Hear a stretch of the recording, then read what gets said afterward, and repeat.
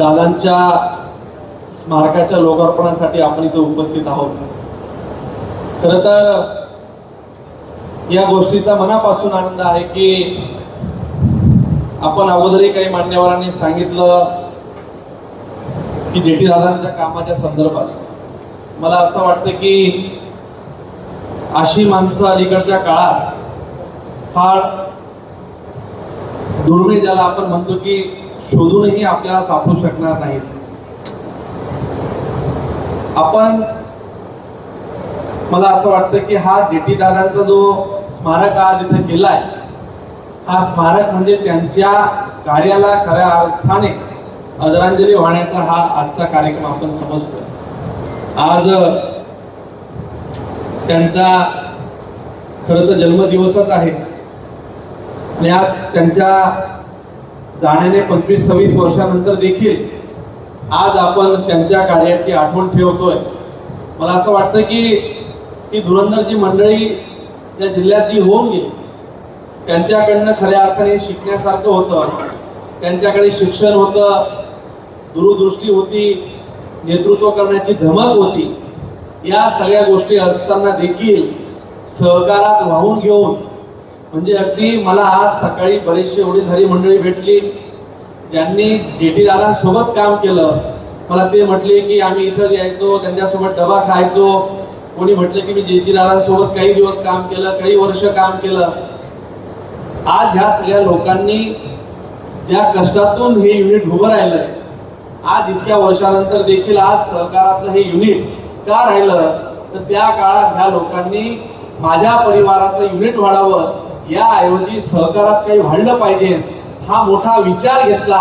म्हणून आज या सहकारातलं दूध संघ महाराष्ट्रातल्या पहिल्या 10 दूध संघांमधला आजचा दूध संघाचा आपण आज इथं काम करतोय।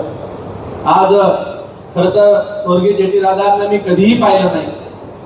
संजय पवारजी, तुम्ही म्हटलात, मी बघा तुम्हाला सांगतो की ज्या लोकांकडे कर्तृत्व नसतं ती लोक जातीचा आधार घेतात। ज्या लोकांकडे कर्तृत्व असतं, काही करण्याची धमक असते, ते कधीही जातीचा आधार घेत नाही।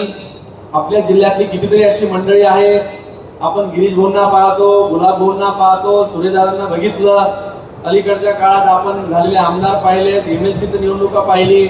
लोक आजकाल जातीपातीच्या पलीकडेही विचार करतात आणि काम करणाऱ्या माणसाच्या पाठीमागे राहतात। मला असं वाटतं की त्यातलंच एक नेतृत्व आपण पाहिलं की स्वर्गीय जेटी दादांविषयी खरं तर मी जरी पाहिलं नसेल, परंतु त्यांचा बायोडाटा जर बघितला की त्यांनी किती वेळेस आमदार राहिले, त्यांनी कितीतरी संस्थांमध्ये 9वी पासूनचा प्रवास, तर अगदी गृह विभाग असेल, एक्साईज असेल, मंत्रिमंडळात त्यांनी उद्योग सांभाळलं, महसूल खातं सांभाळलं, प्रशासनातलं सांभाळलं, परिवहन सांभाळलं।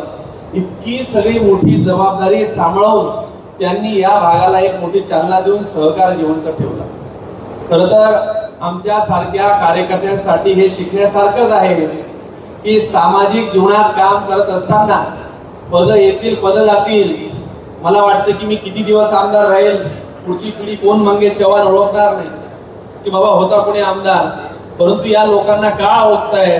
आपली बसलेली बरीचशी तर मंडळी आहे, मला असं वाटतं की आपल्यापेक्षा लोक कामाला लक्षात ठेवतात। आपण काय काम करतो हे लोक कधीही विसरत नसतात। मी कायम वारंवार बऱ्याचदा सांगत असतो की काम करणाऱ्याला कधीही कुठला समाज विसरत नसतो। त्यातलं हे जेटी दादा नेतृत्व राहिलं। यांची जयंती आहे आणि आज त्यांचा आत्मा अनंतात जिथे कुठे असेल, त्यांना देखील एक मनापासून आनंद होत असेल की मी केलेली कर्म आज पुढच्या पिढींसाठी आज त्या दूध संघाच्या आवारात एक पुतळा म्हणून नाही तर एक मंदिराच्या स्वरूपात आज जळगाव दूध संघाच्या आवारात होतोय। आज सर्वप्रथम मी स्वर्गीय जेटी दादांना विनम्र अशी आदरांजली अर्पण करतो।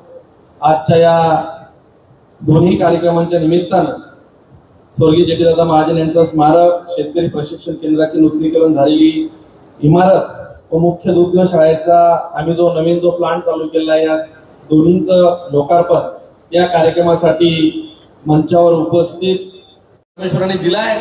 फक्त या दूध संघातनं काही तक्रारी यायला नको, फक्त चांगल्या पद्धतीने चालवा। चांगलं काम करा एवढंच तुम्ही सांगितलं आणि मी तुम्हाला आनंदाने सगळ्यांना सांगतोय, दरवर्षी 500 कोटी रुपयाचे चेक या दूध संघाचा आम्ही टर्नओव्हर करतो. मी चेक चेअरमन या नात्याने सह्या करतो. तुम्ही दिलेली जबाबदारी लक्षात ठेवून आज दादांचा जो पुतळा आपण करतोय यांचा विचाराचा पाईक म्हणून आजवर कधीही कुणी माणसानं विचारावं सांगावं की मंगेश चव्हाणला चेअरमनला कधी कोणाला भेटावं लागलं, 1500 कोटी रुपयाचे चेक आजवर साईन केले असतील, कधीही कोणाला भेटलो नसेल, कोणाकडनं कधीही अपेक्षा केली नसेल, कदाचित मी घरून डबा आणून इथं खाऊ शकलो नसेल, परंतु या दूध संघातलं एकही वस्तू ती माझ्या घरी नेण्याचा कधीही माझ्या मनात कधीही विचार आला नसेल, इथली गाडी वापरली नसेल, इथला शिपाई घेतला नसेल, इथलं डिझेल घेतलं नसेल.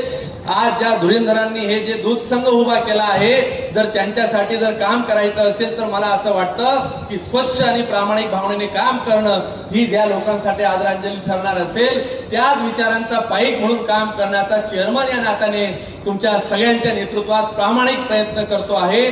म्हणून विरोधक देखील आजवर 3-4 वर्षात कधीही बोलू शकले नाही. राजकारण येतं, राजकारण जातं, परंतु लोक नंतरच्या काळात कुणी काम कसं केलं जेव्हा केव्हा नाव घेतलं जाईल तर निश्चितपणे गुलाब भाऊ, गिरीश भाऊ, तुम्हाला सगळ्यांना अभिमान वाटेल. अशाच पद्धतीने आम्ही संचालक मंडळ काम करू. पहिल्या वर्षी